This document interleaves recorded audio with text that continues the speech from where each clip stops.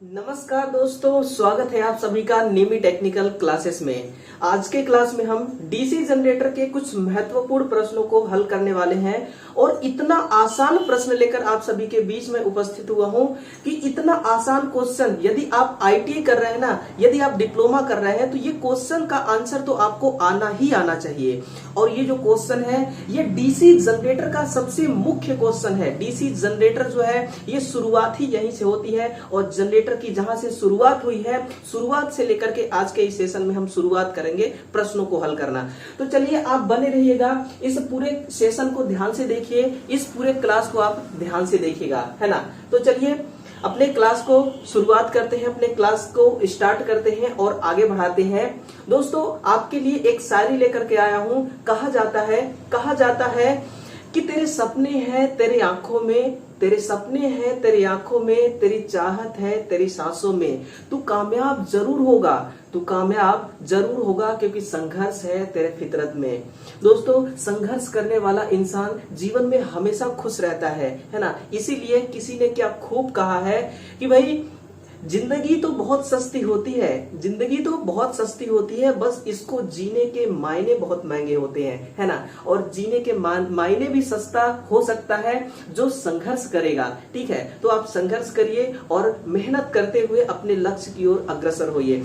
तो चलिए इन्हीं लफ्जों के साथ अपने पहला जो क्वेश्चन है ना आप सभी के बीच उपस्थित हो चुका है। ठीक है, मुझे मालूम है कि इस क्वेश्चन का आंसर आप सभी को मालूम होगा, लेकिन मैं कुछ आपको नया कंटेंट देने की कोशिश करूंगा और नया कंटेंट आप तभी प्राप्त कर सकते हैं जब आप ध्यान से सुनेंगे। पहला क्वेश्चन क्या है, देखिए पहला क्वेश्चन है जो बड़ा इंपॉर्टेंट क्वेश्चन है कि डीसी जनरेटर का जो कार्य सिद्धांत होता है ना वो क्या होता है, यही आपको बताना है।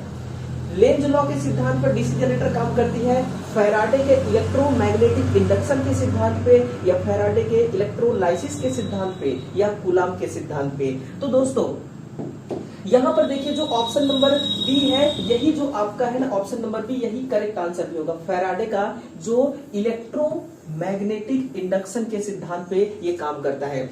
अब मैं आपको अलग तरीके से एक्सप्लेन करने की कोशिश करता हूं। जो थ्री फेज मोटर होती है ना, इंडक्शन मोटर, ये थ्री फेज ट्रांसफार्मर के जैसे काम करती है। अब ट्रांसफार्मर में कैसे काम करती है, तो ट्रांसफार्मर का देखिए ये हो गया प्राइमरी वाइंडिंग और ये हो गई इसकी सेकेंडरी वाइंडिंग, है ना। ये क्या हो गई, ये इसकी सेकेंडरी वाइंडिंग। तो हम क्या करते हैं, यहाँ पे सप्लाई देते हैं, यहाँ पे हमने क्या कर दिया, हमने सप्लाई दे दिया, है ना। तो इसमें ईएमएफ जनरेट हो गया, इसमें क्या होता है, ईएमएफ जनरेट होता है। बस ऐसे ही क्या होता है मोटर में भी। मोटर में देखिए क्या होता है बेसिकली कि ये इसका स्टेटर वाइंडिंग हो गई मोटर की, एग्जांपल के लिए समझिए, और ये रोटर का वाइंडिंग हो गया, है ना। स्टेटर और रोटर का वाइंडिंग हो गया। हमने इसमें सप्लाई दिया, तो सप्लाई क्या है, ये इलेक्ट्रो है। सप्लाई क्या है, विद्युत है। इसको हम क्या नाम दे दिए, इलेक्ट्रो। हमने इसको सप्लाई के रूप में क्या दिया, विद्युत दिया, जिससे जनरेट क्या हो गया, यहाँ पर मैग्नेट जनरेट हो गया, है ना। जिससे यहाँ पर जनरेट क्या होता है, मैग्नेट जनरेट हो गया। ये क्या है, ये आपकी मैग्नेट है। ये क्या है आपका, ये आपका मैग्नेट जनरेट हो गया। और मैग्नेट में क्या होती है, मैग्नेटिक लाइंस। मैग्नेट में क्या होती है, मैग्नेटिक लाइंस होती है ना। और ये जो मैग्नेटिक लाइंस है, इन मैग्नेटिक लाइंस और इस कंडक्टर के बीच में जब मोशन होता है, यानी कि जब गति होती है, तो इसमें क्या जनरेट होता है, इसमें ईएमएफ जनरेट होती है, ईएमएफ जनरेट होती है। और फैराडे का नियम क्या कहता है, फैराडे का नियम ईएमएफ जनरेट के लिए ही काम आता है ना। फैराडे का नियम ईएमएफ जनरेट के लिए काम आता है। तो इलेक्ट्रोमैग्नेटिक इंडक्शन, ये इंडक्शन कहां से आया, ये इंडक्शन इस मैग्नेटिक लाइन से आया। प्रेरण जिसको कहा जाता है उत्पन्न होना, तो उत्पन्न क्या हुआ है, ईएमएफ उत्पन्न हुआ है। ठीक है, तो इलेक्ट्रोमैग्नेटिक इंडक्शन के सिद्धांत पर जनरेटर काम करती है। फैराडे के इलेक्ट्रोलाइसिस के सिद्धांत क्या है, ये है आपके M बराबर ZIT कहिए या फिर M समानुपाती IT कहिए, ये दोनों एक ही बात है ना। ये इलेक्ट्रोलाइसिस के सिद्धांत होते हैं। और कूलाम का जो नियम है, ये जो कूलाम का नियम है ये कहां पर काम आती है, तो कूलाम का नियम का फॉर्मूला देखिए, M समानुपाती Q1 और Q2 बटा R स्क्वायर। यानी कि जो कूलाम का नियम है प्यारे दोस्तों, जो कूलाम का नियम है ये किसकी गणना करता है, ये बल की गणना करने के लिए काम आता है है ना, किसकी गणना करने के लिए, बल की यानी कि फोर्स के बारे में ये बताती है जो है कूलाम का नियम। यानी कि दो आवेश है आपका, ये है Q1 और ये है Q2, इन दोनों के बीच में जो बल है ना वो कितना लग रहा है, जो बल है वो कितना लग रहा है, ये कूलाम के नियम के द्वारा ही ज्ञात किया जाता है। और जो बल है इसका विमीय सूत्र क्या होता है, तो लिखेगा MLT -2, है ना, ये क्या होता है, इसका विमीय सूत्र होता है ना, ये क्या है, तो ये है इसका विमीय सूत्र। ये एग्जाम में पूछा जाता है, ये एग्जाम में पूछा जाता है कि बल का विमीय सूत्र क्या होता है, MLT -2 इसका विमीय सूत्र होता है। लेंज का नियम कहां पर क्या काम आता है, तो ये सिंगल फेज इंडक्शन मोटर, है ना।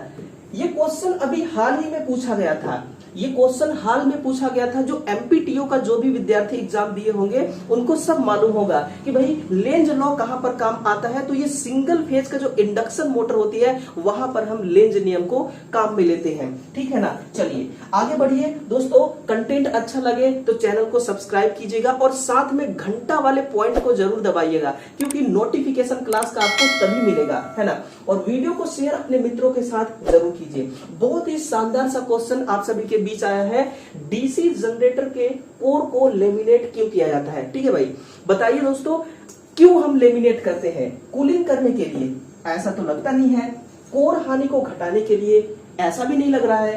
फ्रिक्शन हानि को घटाने के लिए, भाई फ्रिक्शन से लेमिनेशन का क्या मतलब है, तो ये भी नहीं होगा। एडी करंट हानि को घटाने के लिए, है ना, ये बड़ा इंपॉर्टेंट इसका आंसर है कि एडी करंट हानि को घटाने के लिए, ठीक है ना। अब सुनिएगा, सुनिए इत्मीनान से, मैं क्या आपको बताने वाला हूँ, क्या नई चीजें बताने वाला हूँ, ठीक है ना। एडी करंट हानि को घटाने के लिए हम क्या करते हैं, इसको ये भाई लेमिनेट कर देते हैं। ये लेमिनेट किया हुआ एक चित्र मैं आपके सामने रखा हूँ, ये है आर्मेचर का, ठीक है बंधुओं। आप ये सोचिए, आप ये ऐसा सोचिए, आप ये मानिए कि हमारे पास ये लेमिनेट किया हुआ आर्मेचर नहीं है, हमारे पास एक ऐसा सॉलिड पार्ट है। हमारे पास क्या है, एक सॉलिड आयरन बॉडी है, सॉलिड आयरन पार्ट या फिर सॉलिड आर्मेचर का पार्ट है, ठीक है। हम क्या करते हैं, इसमें स्लॉट बना देते हैं ताकि हम इसमें वाइंडिंग डाल सके, ठीक है ना।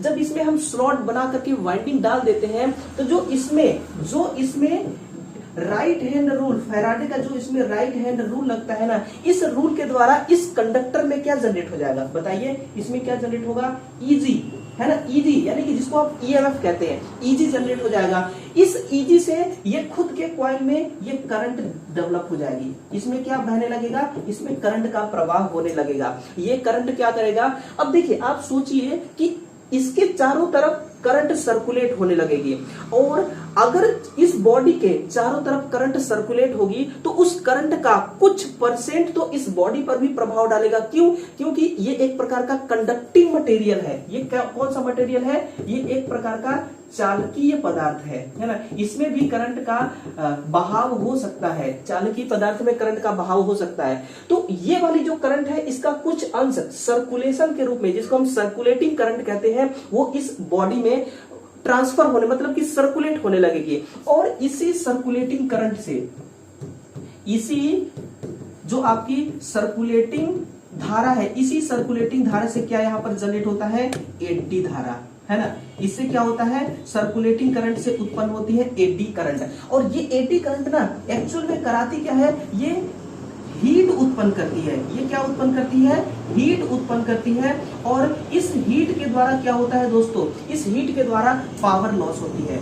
क्या होती है, पावर लॉस या फिर पावर हानि होता है। और हम ऐसा चाहते नहीं कि पावर का लॉस हो, इसलिए हम क्या करते हैं, हमने क्या किया, हमने इस प्रकार का एक पार्ट बना दिया जिसको कहा जाता है लेमिनेटेड आर्मेचर, जिसको हम क्या नाम देते हैं, लेमिनेटेड आर्मेचर। अब ऐसा करने से क्या होता है, देखिए कि ये जो हीट जनरेट हुआ है ना, यहाँ पर आप देख पा रहे होंगे कि ये जो होल्स दिखाए जा रहे हैं आपको, ये एयर होल्स हैं। इस एयर होल्स के माध्यम से ये हीट बाहर निकल जाते हैं, है ना, बड़े आराम से बाहर निकल जाते हैं। तो ये है लेमिनेशन करने का सबसे बड़ा फायदा, जो एडी करंट हानि को क्या करता है, घटा देता है। अब एक बात और सुनते जाइए, यहाँ पर क्या है, कीवे का काम क्या होता है कि आपस में इन सभी को आपस में एक साथ जोड़ के रखने के लिए हम इसमें एक की डालते हैं, चाबी डालते हैं, नहीं तो ये इस प्रकार से एक एक पीस अलग अलग हो जाएगी। तो ये की होल्स का बेसिकली ये काम है। ये जो स्लॉट आपको नजर आ रहे हैं, है ना, ये जो स्लॉट नजर आ रहे हैं, इन स्लॉट में हम वाइंडिंग्स डालते हैं। क्या डालते हैं? वाइंडिंग्स। और ये है इसका लेमिनेशन, ठीक है ना।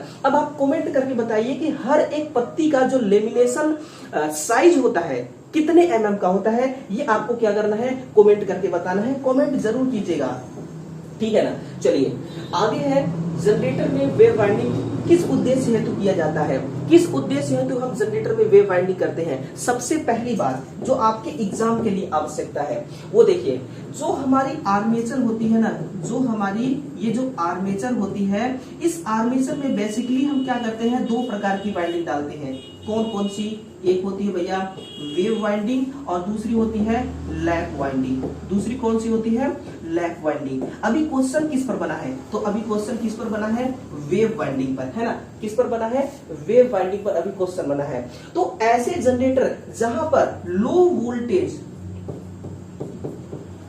ऐसा जनरेटर जो लो वोल्टेज और हाई करंट, लो वोल्टेज और हाई करंट के लिए जिस जनरेटर को बनाया गया है उसमें हम कौन सा वाइंडिंग डालेंगे? उसमें हम वेव वाइंडिंग डालेंगे। और जो जनरेटर, सॉरी उल्टा हो गया, यहां पर हाई वोल्टेज होगा, है ना, यहां पर क्या होगा? हाई वोल्टेज, हाई वोल्टेज और लो करंट, हाई वोल्टेज और लो करंट। लैप वाइंडिंग में क्या होता है? इसमें होता है आपका लो वोल्टेज, लो वोल्टेज और हाई करंट। लो वोल्टेज और हाई करंट के लिए हम लैप वाइंडिंग करते हैं। वेव वाइंडिंग हाई वोल्टेज और लो करंट के लिए हम वेव वाइंडिंग करते हैं। तो यहाँ पर आंसर आपका क्या हो जाएगा? देखिएगा, हाई आवृत्ति, बिल्कुल यहाँ पर आवृत्ति का कोई रोल नहीं है। हाई करंट नहीं, हाई वोल्टेज होगा, हाई विभव, यही होगा आपका हाई विभव। और निम्न धारा के लिए हम क्या करते हैं? वेव वाइंडिंग करते हैं। अब आपने एक चीज पढ़ा होगा अपने सिलेबस में कि जो वेव वाइंडिंग होते हैं इसमें आर्मेचर के समांतर रास्ते कितने होते हैं, है ना। आर्मेचर के समांतर, यानी आर्मेचर में करंट के समांतर रास्ते कितने होते हैं? तो ये हमेशा कितने होते हैं? 2 गुणे प्लेक्स। कितने होते हैं? 2 गुणे प्लेक्स के बराबर। यानी कि दो वाइंडिंग चाहे कितना भी हो, वाइंडिंग चाहे कितना भी हो, लेकिन रास्ते कितने होंगे? 2 ही होंगे, ठीक है। तो क्या आप चाहते हैं कि मैं इस बात को एक्सप्लेन करूं, है ना? तो आप बिल्कुल चाह रहे होंगे। तो कैसे वेव वाइंडिंग में 2 रास्ते होते हैं? देखिए, वाइंडिंग चाहे बीच में कितना भी हो, लेकिन आपको यहां पर देखिए, ये एक रास्ता मिल गया यहां से, और दूसरी रास्ता यहां से मिलेगी। दूसरी रास्ता कहां से मिलेगी? यहां से मिलेगी। कितने रास्ते हो गए? 2 रास्ते हो गए। अगर हम इसको नाम दे दें, मान लीजिए कि T1 और इसको नाम दे दें T2, तो कितने रास्ते हो गए? 2 रास्ते कंप्लीट हो गए। यहां से होता है आपका 2 रास्ते। अब एक और क्वेश्चन यहां से बनता है रिजल्टेंट पिच के बारे में, कि इसका जो रिजल्टेंट पिच होता है ना, वो कितना होता है ना। वेव वाइंडिंग का रिजल्टेंट पिच वो होता है, देखिए, back pitch plus front pitch. Back pitch plus front pitch, ये किसके लिए है? ये वेव वाइंडिंग के लिए है। ध्यान रखिएगा, ये वेव वाइंडिंग के लिए है। तो आप सोच रहे होंगे भाई लैप वाइंडिंग का भी हमें पता चल जाता। तो सुनिए, लैप वाइंडिंग में क्या होता है? रिजल्टेंट पिच जो होता है वो back pitch minus front pitch होता है। ये क्वेश्चन ना बार बार रिपीट हो रहा है, ये क्वेश्चन बार बार रिपीट हो रहा है। और जो क्वेश्चन बार बार रिपीट होता है ना, मैं उसको ट्रेंडिंग क्वेश्चन का नाम देता हूं। तो ये क्वेश्चन कैसा है भाई? ये क्वेश्चन है ट्रेंडिंग क्वेश्चन, ठीक है ना। चलिए, बिल्कुल दोस्तों, मजा आ रहा होगा। आप भी चाह रहे होंगे कि इसी प्रकार का कंटेंट आपको भी मिले, इसी प्रकार का, मतलब कि जो क्वेश्चन हम सॉल्व करा रहे हैं, जो क्वेश्चन का सॉल्यूशन लेकर के आ रहे हैं, आप भी चाह रहे होंगे कि इसी प्रकार का हर टॉपिक का सॉल्यूशन हमें मिले। तो चैनल को बिल्कुल सब्सक्राइब कीजिएगा और अपने दोस्तों तक इसको शेयर कीजिएगा, है ना। और लाइक जो है वो जरूर करना है, ठीक है। चलिए आगे बढ़ते हैं। क्वेश्चन नंबर अगला है, देखिए क्या कह रहा है जनरेटर का क्वेश्चन। जनरेटर के आर्मेचर कंडक्टर में प्रारंभिक तौर पर उत्पन्न हुआ अल्टरनेटिंग करंट कैसा होता है ना। अल्टरनेटिंग करंट फास्फोरस ब्रोंज द्वारा डीसी बनता है, गलत। ये एसी बनता है। ये कैसा बनाता है? एसी। स्लिप रिंग द्वारा डीसी बनता है, ये भी गलत। ये कैसी करंट बनाएगी? AC current. ये कैसा करंट बनाता है? ये एसी करंट। कम्यूटेटर द्वारा डीसी, तो बिल्कुल यही बात सही है, ये आपको डीसी करंट देगा आउटपुट में। आउटपुट में कैसा करंट देगा? ये डीसी करंट आपको आउटपुट में देगा। कार्बन ब्रुश द्वारा डीसी बनता है। देखिए कार्बन ब्रुश का काम नहीं है डीसी एसी, कार्बन ब्रुश का काम एक्चुअल में क्या होता है कि करंट को कलेक्ट करना। इसका काम क्या होता है? करंट को कलेक्ट यानी कि संग्रहित करना, है ना। ये किसका काम है? ये कार्बन ब्रुश का काम है। और संग्रहित करके इसको क्या करता है? ये आउटपुट तक प्रदान करता है। ये आउटपुट तक हमें क्या करता है? भेजता है, हमें टर्मिनल तक देता है। कम्यूटेटर डीसी करंट कम्यूटेटर से हमें मिलता है आउटपुट में, स्लिप रिंग से एसी करंट मिलता है, फास्फोरस ब्रोंज से भी क्या मिलता है? हमें एसी करंट मिलता है ना। तो इसका आंसर ये हो गया। चलिए इसका पीडीएफ जो है ना, इसका जो मैं लिख रहा हूं वो सारी चीजें आपको टेलीग्राम चैनल पर मिलेगा, इसलिए टेलीग्राम को ज्वाइन कीजिएगा। डिस्क्रिप्शन बॉक्स में जो लिंक है ना वो दिया हुआ है, ठीक है। डीसी सीरीज जनरेटर की ईएमएफ, ठीक है भाई, बड़ा मजेदार क्वेश्चन है। इसके बारे में कुछ अलग चीजें मैं आपको बताऊंगा। डीसी सीरीज जनरेटर का जो ईएमएफ है ये पूर्ण लोड पर ही पैदा होती है, नहीं। जो किसकी बात कर रहा है? ये दोस्तों ईजी की बात कर रहा है। किसकी? ईजी की बात कर रहा है ना। जनरेटेड ईएमएफ की पूर्ण लोड पर पैदा ही होता है या शून्य लोड पर पैदा होता है? तो ये सब के सब भैया गलत है, सब के सब गलत है। लोड के बिना पैदा नहीं हो सकता। यही जो है आपका आंसर सही होगा, यही जो है आपका आंसर सही होगा। लोड के बिना पैदा नहीं हो सकता है, लोड के बिना पैदा नहीं हो सकता है। क्यों नहीं हो सकता है लोड के बिना पैदा? क्योंकि देखिए सबसे पहली बात कि ईजी जनरेट होता कैसे है? वो होता है 5ZNP बटा 60A, है ना। 5ZNP बटा 60A। अगर मैं कहूं ये डीसी जनरेटर के लिए है, ये किसके लिए है? डीसी जनरेटर के लिए है। अगर यही बात मैं एसी जनरेटर के लिए कहूं तो क्या होगा? यही बात अगर मैं एसी जनरेटर के लिए कहूं तो इसमें ईएमएफ क्या होगा? इसमें ईएमएफ क्या होगा? तो इसमें आपका ईएमएफ हो जाएगा, एसी जनरेटर के लिए ईएमएफ हो जाएगा 4.445FN, है ना। 4.445FN ये एसी जनरेटर के लिए हो जाएगी, जिसको हम क्या कहते हैं? जिसको दोस्तों हम अल्टरनेटर के नाम से भी जानते हैं। इसको हम क्या कहते हैं? अल्टरनेटर। अब देखिए हम इसमें F इसलिए लगा रहे हैं क्योंकि एसी जनरेटर है, एसी में फ्रीक्वेंसी होती है, डीसी में तो फ्रीक्वेंसी होती नहीं है, इसलिए F का कोई नामो निशान नहीं है डीसी जनरेटर वाले इजी फॉर्मूला में, ठीक है ना। बिल्कुल। चलिए लोड के बिना पैदा नहीं हो सकती। क्यों नहीं हो सकती भाई? क्या कारण है ऐसा? बताओ तो सही, है ना। तो इसलिए क्योंकि जो इसमें करंट चलता है, टोटल करंट, मैं टोटल करंट को आईटी से दर्शा रहा हूं, आप समझिएगा। इसमें जो टोटल करंट होगा ना, वो जो आर्मेचर में उत्पन्न हो रहा है वही करंट कहां चलेगी? वही करंट लोड में चलेगी। वही करंट कहां चलेगी? जो सीरीज फील्ड है ना, उस सीरीज फील्ड वाइंडिंग में भी वही करंट चलेगी। यानी कि जनरेटर के अंदर जो करंट जनरेट हो रहा है, कौन सी? आर्मेचर में, वो आर्मेचर वाली करंट ही वही करंट चलेगी सीरीज वाइंडिंग के सीरीज फील्ड वाइंडिंग में वही करंट चलेगी, और वही करंट लोड में भी जाएगी, है ना। वही करंट लोड में भी जाएगी। देखिए अगर यहां पर 4 एम्पियर का करंट जनरेट हुआ तो यहां पर भी कितने एम्पियर का करंट चलेगी? 4 एम्पियर का ही करंट चलेगी। मान लीजिए कि इसमें इसका कोई रेजिस्टेंस है, ड्रॉप हो जाए, वो एक अलग बात है, लेकिन सीरीज फील्ड वाइंडिंग में भी 4 एम्पियर का ही करंट चलेगी, है ना। अगर इनमें से इसकी वाइंडिंग ही इस प्रकार से की जाती है, अगर वाइंडिंग में कोई ब्रेक आ गया, मतलब कि वाइंडिंग अगर अलग हो गया, है ना, तो ये मोटर ईजी पैदा कर ही नहीं सकता है, जनरेटेड ईएमएफ जो है वो पैदा कर ही नहीं सकता है। इसलिए लोड के बिना पैदा नहीं हो सकता है इजी। और इसका काम कहां लेते हैं? ब्रूस्टर में काम लेते हैं। आपने देखा होगा कि जो एसी की ट्रांसमिशन लाइंस होती हैं, है ना, आप चाहे किसी शहरी इलाके से होंगे, किसी ग्रामीण इलाके से होंगे, किसी पहाड़ी क्षेत्र से होंगे, कहीं से भी होंगे, आपने ट्रांसमिशन लाइन जरूर देख रखा होगा। तो वो ट्रांसमिशन लाइन एसी की होती है, उसमें वोल्टेज बढ़ाने और वोल्टेज घटाने के लिए हम किसका यूज करते हैं? हम ट्रांसफार्मर को लगाते हैं, ठीक है। लेकिन डीसी ट्रांसमिशन लाइन में हम ट्रांसफार्मर यूज कर नहीं सकते, क्योंकि ट्रांसफार्मर भी काम करता नहीं है डीसी में। तो उसके लिए हम क्या करते हैं? ब्रूस्टर का प्रयोग करते हैं वोल्टेज को बढ़ाने के लिए। तो भाई घटाने के लिए किसका प्रयोग करेंगे? तो प्रतिरोधक का प्रयोग करते हैं, है ना। किसका? प्रतिरोधक का, जिससे वोल्टेज ड्रॉप बहुत ज्यादा होती है, जिससे पावर लॉस भी बहुत ज्यादा होती है ना। यही नुकसान होते हैं। चलिए, तो वहीं पर डीसी जनरेटर को हम काम में लेते हैं ब्रूस्टर के रूप में। और साथियों इसका यूज हम बैटरी को चार्ज करने के लिए भी करते हैं, है ना, ये भी ध्यान रखिएगा, ये भी आपके लिए। दो पैरेलल में चल रहे जनरेटर में यदि एक का प्राइम मूवर ऑफ हो जाए, ये बहुत ही बढ़िया। इस क्वेश्चन को ना मैं ढूंढ के लाया हूं आपके लिए, इस क्वेश्चन को मैं ढूंढ के लाया हूं।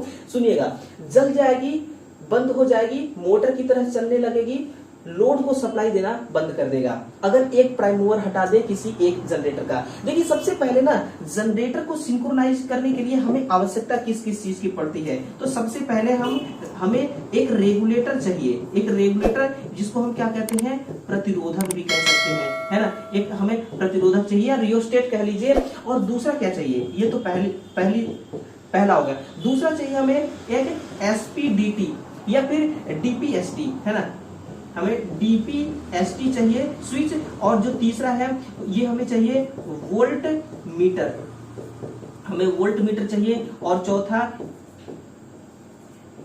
एमीटर चाहिए, है ना, चौथा क्या चाहिए, एमीटर। और एक और चाहिए हमें सर्किट ब्रेकर, हमें और क्या चाहिए, सर्किट ब्रेकर। भाई इतने चीजों की आवश्यकता आपको पड़ेगी तभी जाकर के आप इसको सिंक्रोनाइज कर पाएंगे। और ये सारी चीजें लगी हुई, देखिए सर्किट ब्रेकर कहाँ लगी है, ये लगी है सर्किट ब्रेकर। रेगुलेटर कहाँ है, ये है रेगुलेटर। डीपीएसटी कहाँ है, ये है डीपीएसटी। वोल्ट मीटर कहाँ है, तो देखिए ये हो गया आपका एम्पियर मीटर, यहाँ पर है वोल्ट मीटर, है ना। और ये एम्पियर मीटर है जो एमीटर, ये रहा एम्पियर मीटर। तो अब देखिए क्या होता है कि मान लीजिए सिचुएशन क्या है आपका, यहाँ पर सिचुएशन है कि दो जनरेटर को सिंक्रोनाइज में हमने किया और सिंक्रोनाइजिंग ये कर रहे हैं, सिंक्रोनाइज होकर के ये आउटपुट डिलीवर कर रहे हैं। तो अचानक से हम किसी एक का प्राइम मूवर को ऑफ कर दें तो क्या होगा, जरा सोचिए। ये केस अगर आपके साथ आ जाता है, आप टेक्नीशियन बन जाते हैं और आपके साथ ये केस खड़ी हो जाती है तो आप क्या करेंगे, है ना। देखिए अगर एक का प्राइम मूवर बंद हो जाता है ना, जनरेटर का काम क्या होता है, बेसिकली जो आपकी जनरेटर होती है इसका काम क्या होता है कि आउटपुट में भाई पावर डिलीवर करना, आउटपुट में क्या करना, पावर डिलीवरी करना, है ना, आउटपुट में पावर डिलीवरी करता है। अगर एक जनरेटर का प्राइम मूवर अगर हम हटा देते हैं ना तो ये क्या करेगा, पावर आउटपुट में देना बंद कर देगा। फिर ये क्या करेगा कि ये जो बस बार है ये क्या है, फीडर है, ये है आपका बस बार बोलिए या फीडर बोलिए, तो ये है आपका बस बार। इसी बस बार में जब ये सिंक्रोनाइज था तो पावर ट्रांसफर कर रही थी, लेकिन अब सिंक्रोनाइजेशन हट गया है तो ये पावर यहां से ले लेगी। अब ये पावर देने के बजाय ये पावर क्या करने लगेगी, लेने लगेगी। और पावर लेता कौन है भाई साहब, पावर लेता है मोटर। पावर कौन लेती है, पावर मोटर लेती है, करंट मोटर ही लेती है ना। और करंट जब मोटर को देते हैं, सप्लाई जब मोटर को देते हैं तो ये मोटर आउटपुट में क्या देती है, अब मैकेनिकल पावर देगी। कौन सी पावर, मैकेनिकल पावर ये डिलीवर करेगी। पहले कौन सी पावर डिलीवर कर रही थी, इलेक्ट्रिकल पावर डिलीवर कर रही थी, अब मैकेनिकल पावर डिलीवर करेगी। और मैकेनिकल पावर देखिए, सॉरी इलेक्ट्रिकल पावर इसी फीडर से, क्योंकि ये वाली जनरेटर अभी आउटपुट दे रही है ना, तो इसी का सप्लाई लेकर के ये भैया क्या करेगा, मोटर की तरह चलने लगेगी। तो आंसर आपका क्या होना चाहिए, option number C correct answer होना चाहिए कि भाई मोटर की तरह ये चलने लगेगी। किस तरह से, मोटर की तरह ये चलने लगेगी, है ना। बिल्कुल मुझे ऐसा लग रहा है कि जो मैं एक्सप्लेन कर रहा हूं ना आपको ये बहुत अच्छी तरह से समझ में आ रही हो। एक डीसी जनरेटर में पैदा हुई ईएमएफ की किस्म कैसी होती है बताइएगा। डीसी जनरेटर की बात हो रही है, केवल डीसी जनरेटर नहीं, अगर एसी जनरेटर और डीसी जनरेटर दोनों के बारे में कभी भी पूछे ना, दोनों के बारे में, तो आप देखिएगा एसी हो या डीसी हो दोनों के बारे में सुनिए कि किस किस्म की डायनामिक, कैसा डायनामिक क्या होता है, जो इजी होगा ना जनरेटेड ईएमएफ होगा वो कैसा होगा, डायनामिक का मतलब होता है BLV साइन थीटा। ये है डायनामिक ईएमएफ। ये क्या है, ये है आपका डायनामिक ईएमएफ का सूत्र, है ना। डायनामिक ईएमएफ का सूत्र क्या होता है, इस प्रकार से होता है। अगर देखिए यहाँ पे स्टैटिक के बारे में पूछे तो मोटर लिखिएगा, है ना। जो आपकी मोटर होती है ये स्टैटिक ईएमएफ है। और इसमें जो ईएमएफ होता है, स्टैटिक ईएमएफ का सूत्र क्या होता है, BLI साइन थीटा, है ना। BLI साइन थीटा ये किसके लिए हो गया, ये मोटर के लिए हो गया। तो फिर बता दीजिए भाई कि आपका ट्रांसफार्मर में कैसा जनरेट होता है, तो वो भी सुनते जाइए। जो आपकी ट्रांसफार्मर होती है ना, ट्रांसफार्मर में भी कैसा होता है, स्टैटिक ईएमएफ ट्रांसफार्मर में भी होती है। और इस ईएमएफ का फॉर्मूला तो बताते जाइए, तो N समानुपाती d फाई बाई dt है ना, n समानुपाती d∅dt। ये क्या है, स्टैटिक ईएमएफ कहाँ जनरेट होती है, ट्रांसफार्मर में जनरेट होती है, ठीक है ना। आंसर आपको मिल गया ऑप्शन नंबर ए डायनामिक। अब केमिकली कहाँ पे होती है, तो ये आपकी बैटरी में होती है। कहां पर होती है, ये बैटरी में जनरेट होती है। तो ऑप्शन नंबर जो इसका ए है वही सही आंसर होगा, डायनामिक वाला इसका सही आंसर हो जाएगा, ठीक है ना। आगे बढ़े। अब जो क्वेश्चन आया ना, इस क्वेश्चन को मैं अपने अंदाज में एक्सप्लेन करूंगा और आपको भी बड़ा पसंद आएगा ये मेरा अंदाज। जनरेटर के आर्मेचर वाइंडिंग में उत्पन्न हुई ईएमएफ की दिशा कैसे ज्ञात की जाती है, बड़ा इजी लैंग्वेज में समझाने वाला हूं कि कैसे ज्ञात किया जाता है। देखिए सबसे पहले आपको क्या करना है कि लिखना है इंग्लिश में जनरेटर, ZENERATOR। अब राइट हैंड रूल लगता है कि लेफ्ट हैंड रूल लगता है, उसको भी शॉर्ट फॉर्म में लिखते हैं, फैराडे का राइट हैंड रूल, और एक होता है लेफ्ट हैंड रूल। ये दोनों रूल हो गए। अब आपका कंफ्यूजन मैं दूर करने की कोशिश कर रहा हूं कि जनरेटर में ये लागू होता है कि ये लागू होता है। अब गौर से देखिए और सुनिए मेरी बातों को। जनरेटर लिखा हूं मैं तो आर कितने बार आ रही है, 2 बार आर आ रही है ना। और इन दोनों रूल में आर किस में आ रही है, 2 बार, राइट हैंड रूल में। इसमें एक ही बार आर आ रही है, तो ये काम नहीं करेगा, ये जनरेटर में काम नहीं करेगा। कौन काम करेगा जनरेटर में, यही काम करेगा, है ना। ओके रिपोर्ट कौन सा है, ओके रिपोर्ट फैराडे का राइट हैंड रूल है, तो राइट हैंड रूल जनरेटर में लागू होता है। अब ये जो चीज है ना आपको कभी नहीं भूलेगा, आप कमेंट करके बताइए क्या आप भूल सकते हैं, है ना। जितना कोशिश कर लीजिए इसको भूलने की, लेकिन नहीं भूलने वाला है, ठीक है। अब देखिए गेम यहां पर बेसिकली क्या है कि 3 मतलब कि जो आपका हाथ है ना राइट हैंड वाला, ये वाला, ठीक है ना, तो इसमें 3 ही उंगलियों का काम है, एक अंगूठा और 2 उंगली। अब तीनों उंगलियों में ना पूरा मोटर और पूरा जनरेटर है। अब इसको कैसे समझना है, तो देखिए सबसे पहले मैं आपको ना और तरीका से समझाने की कोशिश करूंगा इस मोशन के बारे में। ये क्या है, आपका अंगूठा है, देखिएगा ये क्या है, अंगूठा है। देखिए जो जनरेटर होता है ना, मैं यहां पर लिख रहा हूं, जो आपकी जनरेटर होती है ना, इस जनरेटर को हम कैसे घुमाते हैं, तो हम घुमाते हैं प्राइम मूवर के द्वारा। प्राइम मूवर किसको घुमाता है, तो जनरेटर का जो आर्मेचर वाला भाग होता है, यानी कि आर्मेचर को घुमाता है प्राइम मूवर। आर्मेचर में क्या है, आर्मेचर में तो भैया कॉइल है, आर्मेचर में क्या है, वाइंडिंग है, कॉइल लगी हुई है। तो जनरेटर में जो प्राइम मूवर घुमा रहा है आर्मेचर को ना, तो आर्मेचर किस डायरेक्शन में घूम रही है, आर्मेचर को हम क्या कहते हैं, आर्मेचर को हम क्या कहते हैं, इसको हम घूर्णक कहते हैं। क्या कहते हैं, घूर्णक। और भैया बताइए घूर्णक का मतलब क्या हुआ, घूर्णक का मतलब तो रोटर हुआ, घूर्णक का मतलब तो रोटर हुआ। तो बेसिकली ये रोटर को घुमा रहा है, यानी कि रोटर की घूमने की दिशा को बता रहा है अंगूठा। किस केस में, जनरेटर के केस में, यानी कि राइट हैंड रूल के केस में। ये बात तो क्लियर हो गया। लेकिन अब मोटर के केस में क्या होगा, तो मोटर के केस में भैया ये होगा कि मोटर का जो रोटर है वो किस डायरेक्शन में घूम रहा है। तो एक बात क्लियर हो गया कि अंगूठा चाहे जनरेटर के लिए देखें चाहे मोटर के लिए देखें, ये रोटर के डायरेक्शन की दिशा बताता है कि रोटर हमारा किस डायरेक्शन में घूम रही है, ठीक है। एक बात तो क्लियर हो गया, है ना, हो गया क्लियर। तो बिल्कुल वीडियो को थम्स अप करके बताइएगा कि बिल्कुल समझ में आ रहा है सर। और दूसरी क्या है, फील्ड। ये मोटर के लिए भी सेम होता है, जनरेटर के लिए भी सेम होता है, इसकी हम बात नहीं करेंगे। अब बात करेंगे करंट की। अब करंट किसके केस में देखना है, हमें जनरेटर के केस में हमें करंट को देखना है। यानी कि ये कौन सा, ये मिडिल फिंगर है, ये कौन सा है, ये मिडिल फिंगर, यानी कि इसको मध्यिका मैं कह सकता हूं ना, इसको क्या कह सकता हूं, मध्यिका अंगुली। ये क्या है, मध्यिका अंगुली। तो इस मध्यिका अंगुली के केस में देखिए, मतलब कि जनरेटर के केस में करंट के बारे में देखना है। तो जनरेटर क्या करता है, जनरेटर अंदर क्या जनरेट करेगा, करंट। अंदर क्या जनरेट करती है, ये करंट जनरेट करती है। अब ये जो करंट है ना, इस करंट की दिशा हमें ज्ञात करना है कि करंट भाई किस दिशा में चल रही है, करंट का डायरेक्शन कैसा है। और यही करंट जनरेटर के आउटपुट में भी आएगी। तो जो दिशा अंदर होगी वही दिशा तो बाहर भी होगी करंट की, है ना।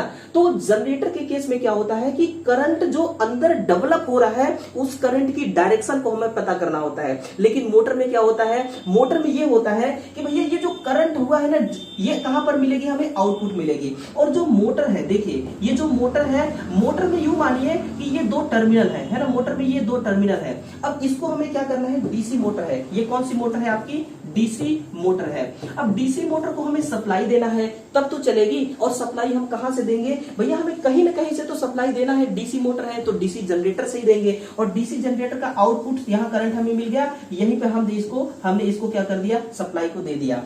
तो इसका हमें डायरेक्शन पता है ना, डीसी जनरेटर के अंदर जो करंट डेवलप हुआ उसका डायरेक्शन पता है ना, तो वही डायरेक्शन डीसी मोटर का भी करंट का डायरेक्शन होगा। तो दो डीसी मोटर हो या डीसी जनरेटर हो, दोनों में करंट का दिशा मतलब सेम होता है, ठीक है ना। और इसमें क्या होता है, मैग्नेटिक फील्ड की दिशा, और इसमें क्या होता है, मोशन की दिशा यानी कि रोटर की दिशा। अब बहुत से स्टूडेंट ये भी सोच रहे होंगे कि सर इसमें तो जनरेटर में ईएमएफ की दिशा हम ज्ञात करते हैं, तो बिल्कुल ईएमएफ की दिशा ही ज्ञात करते हैं, और राइट हैंड रूल के द्वारा ईएमएफ की दिशा ही ज्ञात की जाती है, मतलब कि ईएमएफ ही ज्ञात किया जाता है। लेकिन ईएमएफ से क्या क्रिएट होता है, करंट ही क्रिएट होता है, ठीक है ना। तो आंसर क्या हो जाएगा, फ्लेमिंग के दाएं हस्त के नियम, है ना, फ्लेमिंग के राइट हैंड जो रूल है वही काम आता है आपका ईएमएफ की दिशा ज्ञात करने में, ठीक है ना। बड़ा इंटरेस्टिंग ये क्वेश्चन लगा आपको ना, बड़ा इंटरेस्टिंग क्वेश्चन, और जितना मतलब कि खुशी से आप इस क्लास को देख रहे हैं ना, उतने ही खुशी से मुझे भी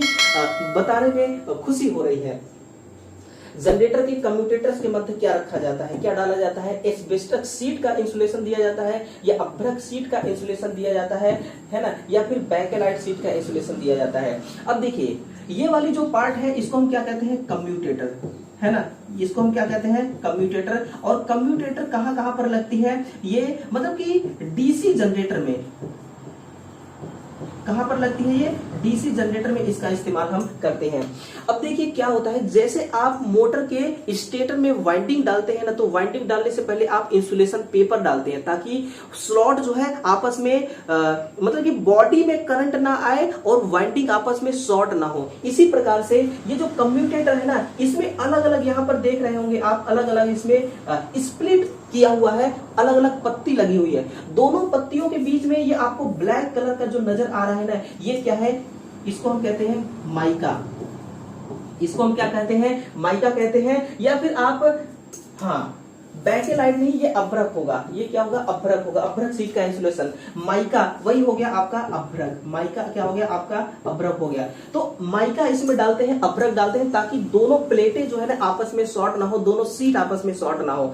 और ये जो मुड़ी हुई पत्ती जो आपको दिखाई दे रही है, इसका क्या काम है, तो आर्मेचर वाइंडिंग जो होती है, आर्मेचर की कॉइल्स जो होती है, वहां से जो तारें निकलती है ना, उसको हम कनेक्ट करते हैं यहाँ पर। उसको हम कहां कनेक्ट करते हैं, इस जो मुड़ी हुई पत्तियां हैं उन पत्तियों में उसको हम कनेक्ट करते हैं। और बहुत बड़ी अगर जनरेटर है तो हम इसको सोल्डरिंग करते हैं, इसको हम क्या कर देते हैं, इसको वेल्डिंग नहीं सोल्डरिंग कर देते हैं, ठीक है ना। तो बेसिकली काम इसका क्या होता है, यही होता है, ठीक है। चलिए अगला क्या क्वेश्चन है, तो सेल्फ एक्साइटेड जनरेटर के मध्य ईएमएफ कैसे जनरेट होता है। तो आप सभी को पता है कि सेल्फ एक्साइटेड का मतलब क्या होता है, सेल्फ का मतलब क्या होता है, कहते हैं ना कि बड़ा मैं सेल्फिश, बड़ा मतलब कि मैं सेल्फिश आदमी हूं, या फिर वो इंसान है ना जो सामने वाला जो इंसान दिख रहा है वो बड़ा सेल्फिश आदमी है यार। तो सेल्फ का मतलब क्या होता है, खुददार होना। क्या होता है, खुददार होना। तो खुददार का मतलब होता है कि खुद के अंदर मैग्नेट पहले से ही है। जब जनरेटर को हमने बनाया उसी टाइम पे हमने उसको, जैसे बैटरी को चार्ज करते हैं ना भाई, वैसे ही इसको हमने चुंबकीय रूप से चार्ज कर दिए, उसमें चुंबकीय चार्ज है। और उसी चुंबकीय चार्ज में जब हम फैराडे का राइट हैंड रूल को लगाते हैं तो क्या होता है, उसमें कुछ अमाउंट में, है ना, कुछ अमाउंट में, लो अमाउंट में क्या होता है, ईएमएफ जनरेट हो जाती है। अब ये ईएमएफ क्या करता है, ये ईएमएफ दोस्तों करंट जनरेट करेगा। ये क्या करेगा, करंट जनरेट करेगा। और करंट से क्या जनरेट होता है, फ्लक्स जनरेट होता है। और ये जो फ्लक्स है ना, ये फ्लक्स फिर से कट करेगा कॉइल को, और फिर क्या करेगा, ये फिर से ईएमएफ जनरेट करेगा, लेकिन इस बार हाई अमाउंट में। ये इस बार क्या करेगा, हाई अमाउंट में ये ईएमएफ जनरेट करेगा, क्योंकि इसमें से पहले से रेजिडुअल मैग्नेट है। उसी रेजिडुअल मैग्नेट में अगर हम किसी कॉइल को घुमाते हैं तो लो अमाउंट में ईएमएफ जनरेट होगा। अब ईएमएफ जनरेट हो गया, अब फैराडे का रूल लगेगा, और फैराडे के रूल के द्वारा मतलब कि करंट डेवलप होगा, और वो करंट फ्लक्स जनरेट करेगा। फ्लक्स फिर कट करेगा कॉइल को तो फिर से ईएमएफ जनरेट होगा, फिर फ्लक्स जनरेट मतलब कि फिर फ्लक्स का मान और बढ़ेगा, फिर वोल्टेज भी बढ़ेगा, फ्लक्स बढ़ेगा, वोल्टेज बढ़ेगा, ऐसे ऐसे करते करते जनरेटर जो अपनी मैक्सिमम कैपेसिटी के लिए जनरेटर को बनाया गया है उतना वो उस अमाउंट का वो वोल्टेज क्या कर लेगा, जनरेट कर लेगा, है ना। तो ऐसा किस में होता है, ऐसा किस जनरेटर में होता है, तो वो केवल जो जनरेटर सेल्फिश होता है, सेल्फ एक्साइटेड, यानी कि खुद से वो उत्तेजित हो जाता है। खुद कहते हैं ना कि बाहर की मोटिवेशन चीजें आपको क्या मोटिवेट करेंगी, यदि आपके सपनों में दम है ना तो आप खुद मोटिवेट हो जाएंगे, आपके हालात आपको मोटिवेट करेंगे, जिसे कहा जाता है कि सेल्फ मोटिवेशन। तो वही है सेल्फ एक्साइटेड जनरेटर। इसके बारे में भी क्वेश्चन है। वाइंडिंग में कोई रेजिडुअल मैग्नेट नहीं होती है और ना ही। तो चलिए प्यारे दोस्तों, प्यारे बंधुओं, प्यारे भाइयों, टोटल जो क्वेश्चंस थे इतने ही क्वेश्चन थे आज के सेशन में। अब इस जो हमने क्लास लिया है, इस क्लास का टोटल अगर आप चाहते हैं कि हमें पीडीएफ भी मिल जाए जो आपके रिवीजन के टाइम में काम आए, जो आपके रिवीजन के टाइम में आपके साथ खड़ा हो, आपका कॉन्फिडेंस बढ़ाए, तो हमारा जो प्यारा सा टेलीग्राम चैनल है नीमी टेक्निकल नाम से, उसको आप ज्वाइन कीजिएगा। डिस्क्रिप्शन बॉक्स में उसका लिंक दिया गया है ना। वीडियो को शेयर कीजिएगा, वीडियो को लाइक कीजिएगा, एक कॉमेंट जरूर कीजिएगा और चैनल को साथ ही साथ सब्सक्राइब करके बेल आइकन को भी प्रेस जरूर कीजिएगा, है ना। चलिए दोस्तों, फिर से मिलते हैं प्यार से, मोहब्बत से, और अगले सेशन में फिर से हम धमाल मचाने वाले हैं। इसी प्रकार के नए नए क्वेश्चनों को मैं आप सभी के सामने पेश करूंगा और उसका कंटेंट आपके नोटबुक तक पहुंचाऊंगा। तो चलिए मिलते हैं दोस्तों। Okay, love you, thank you.